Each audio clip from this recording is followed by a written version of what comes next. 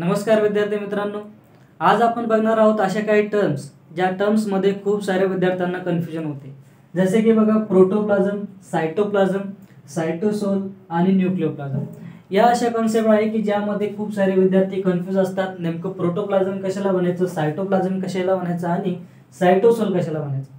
तर बघा हे समजून घेण्यासाठी आपल्याला सेल समजून घेणं गरजेचं आहे.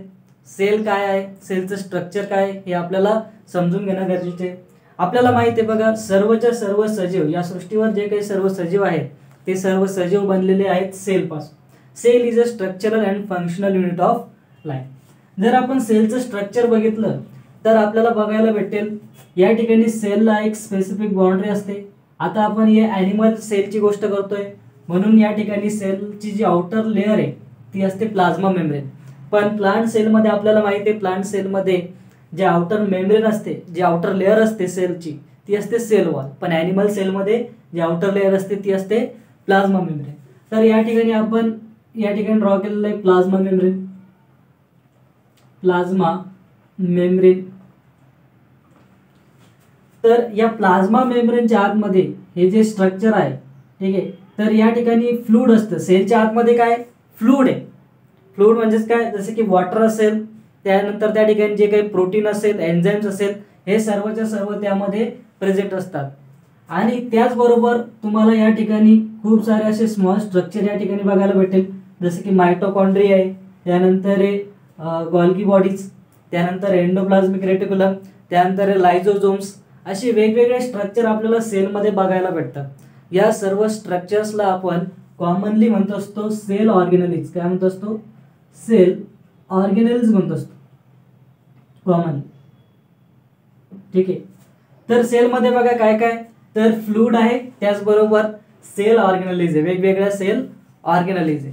मग बघा प्रोटोप्लाझम कशाला म्हणायचं, तर या ठिकाणी प्लाझ्मा मेम्ब्रेनच्या आतमध्ये म्हणजे सेलमध्ये प्लाझ्मा मेम्ब्रेनच्या आतमध्ये आपल्याला हे जे काही ऑर्गेनेल्स दिसत आहेत, त्याचबरोबर फ्लूइड दिसत आहे, त्यानंतर या ठिकाणी हा न्यूक्लियस दिसत आहे. तर या सर्व कंटेंटला प्लाझ्मा मेम्ब्रेनच्या आतमध्ये जे सर्व कंटेंट आहे, मग न्यूक्लियस असेल, सेल ऑर्गेनेल्स असेल, फ्लूइड असेल, या सर्व कंटेंटला आपण म्हणतो असतो प्रोटोप्लाझम.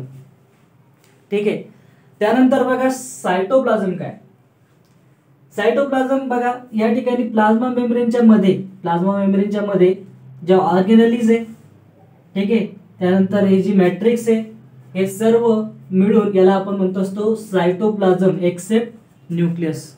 सायटोप्लाझम कशाला म्हणायचं, न्यूक्लियस वगळता सेलच्या आतमध्ये प्लाझ्मा मेम्ब्रेनच्या मध्ये न्यूक्लियस सोडून जे काही कंटेंट आहे, जे काही ऑर्गेनेल्स आहे, जे काही फ्लूइड आहे, या सर्वांना मिळून आपण म्हणतो असतो सायटोप्लाझम. ठीक आहे.